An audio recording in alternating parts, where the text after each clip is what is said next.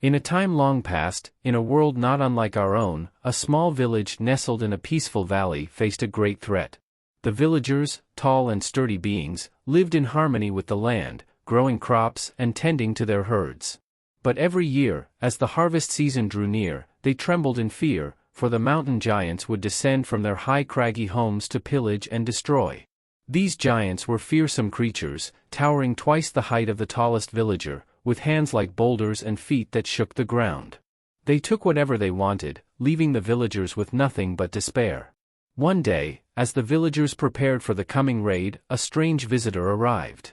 He was unlike anyone they had ever seen, a small being barely reaching the waist of the shortest villager, with eyes full of curiosity and a mind full of wonders. He was a human, an engineer by trade, who had wandered into their world through a mysterious portal. The villagers were kind and took him in, though they did not think much of him. How could someone so small, so insignificant, help them against the mountain giants? The human, however, listened to their stories and watched as they worked tirelessly to prepare for the inevitable destruction. As the days passed, the human began to ask questions. He inquired about the giants, their habits, and the history of the village. The villagers answered, though they doubted that this tiny creature could comprehend the enormity of their plight. The human, however, took their answers seriously and spent long hours tinkering with strange tools and devices. Finally, the night before the giants were expected to arrive, the human approached the village elders. "I have a plan," he said, "but I will need your help." The elders were skeptical, but they had little choice. They agreed, and under the cover of darkness, the human led them to the base of the mountains. There, he directed them to place strange metal objects along the rocky paths that the giants used to descend. The villagers worked quickly, setting the devices as the human instructed. When the giants came the next day, they were met with an unexpected sight. As they lumbered down the mountain, the ground beneath them began to tremble, not from their own mighty steps, but from a deep rumble that seemed to come from the earth itself.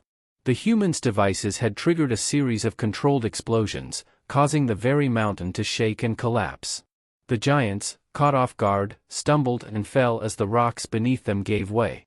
They were mighty, but the mountain was mightier, and soon they were buried beneath tons of stone and earth. The few who survived the initial collapse were too injured or frightened to continue their raid. They fled back to their caves, never to return. The villagers were astonished. This tiny being, who they had thought could do nothing, had saved them from their greatest enemy. The elders approached the human, their voices full of gratitude. "You have done what we thought impossible. How did you achieve such a feat?" The human smiled modestly. "I am an engineer. My strength lies not in my size or my might, but in my knowledge and my tools. With the right understanding, even the greatest challenges can be overcome." From that day on, the villagers honored the little engineer, not with a statue, but by teaching their children his lessons, that true strength comes from within, that knowledge is power, and that even the smallest among us can make a difference. And so the valley remained peaceful, protected by the memory of the human who had turned the tide with his cleverness, and the villagers lived without fear of the giants ever again. Years passed since the day the little engineer saved the village from the mountain giants. His name became a legend, spoken of in awe and reverence. The children of the village grew up hearing stories of his bravery, and the elders passed down his teachings with pride. But as time went on, a new threat emerged from the shadows. Deep within the mountains, far beyond where any villager had dared to venture, a dark force was stirring. The few surviving mountain giants, humiliated and seeking vengeance, had made an alliance with a creature more ancient and fearsome than any had ever known, the stone serpent. The stone serpent was a beast of legend, said to have been born from the heart of the mountains themselves. Its body was as long as a river, its scales as hard as diamond, and its eyes burned with the fury of molten lava. It had been in a deep slumber for centuries, but the giants, driven by their hatred for the villagers, awakened the creature and bent it to their will. With the stone serpent as their ally, the giants planned a final assault on the village, one that would leave nothing but ruin in its wake. One crisp autumn evening, the villagers noticed a strange glow on the horizon, a fiery light that grew brighter as the night wore on. The elders gathered in the village square, their faces etched with worry. "This is no ordinary fire," said the oldest among them, his voice trembling.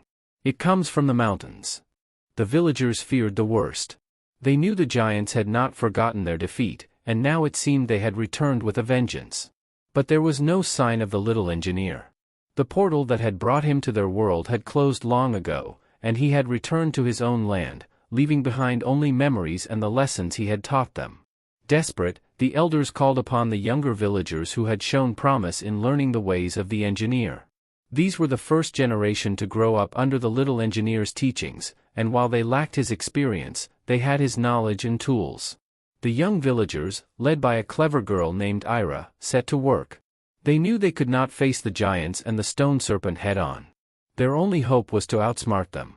They devised a plan, one that would require every bit of ingenuity and courage they possessed. As the giants and the stone serpent descended upon the village, the young engineers put their plan into action. They had spent the last few days laying intricate traps and setting up devices that would confuse and divide the enemy. When the giants reached the village outskirts, they found the ground beneath them was treacherous, with hidden pitfalls and snares that ensnared their massive limbs. The stone serpent, enraged by the obstacles, let out a deafening roar that shook the earth. But Ira and her team were ready. They had created a network of mirrors and lenses, placed strategically around the village, that focused the sunlight into a single powerful beam. As the serpent reared back to strike, they activated the device. A blinding ray of light shot forth, striking the stone serpent in its fiery eyes. The creature thrashed in pain, its vision obscured by the searing light. The young engineers knew this would not be enough to defeat the beast, but it would buy them time. While the serpent writhed in agony, the villagers unleashed their final weapon, a series of catapults loaded not with stones, but with a special concoction the little engineer had once shown them how to make. This mixture, when heated, would explode with incredible force. The catapults launched their payloads, and as they struck the blinded serpent, they detonated in a spectacular display of fire and light. The giants, seeing their mighty ally falter, began to panic. Without the serpent, they were vulnerable. Ira and the young engineers knew this was their moment.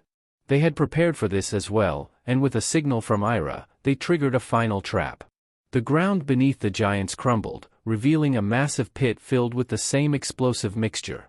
As the giants fell into the trap, the engineers ignited it. The explosion rocked the valley, and when the smoke cleared, there was nothing left of the giants or the stone serpent. The village was safe once more, thanks to the ingenuity and courage of the new generation. As the villagers gathered to celebrate their victory, Ira stood before them, her heart filled with pride and humility. "The little engineer taught us that true strength comes from within," she said, "and today we have proven that his lessons were not in vain." The village elders, moved by her words, declared that from that day forward, the village would honor not only the little engineer but also those who followed in his footsteps. They would build a new statue, not of a single hero, but of a group of engineers, representing the collective strength and wisdom of their people. And so the village prospered, protected by the knowledge passed down from the little engineer.